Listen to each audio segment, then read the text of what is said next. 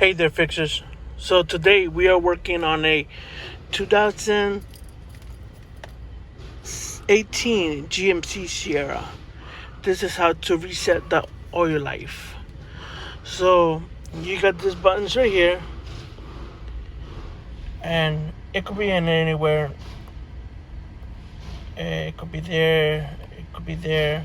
So what you want to do is press the left button and then go to information. You click information, then you go down or up until you see the oil light right there. My oil life on this car is 73%.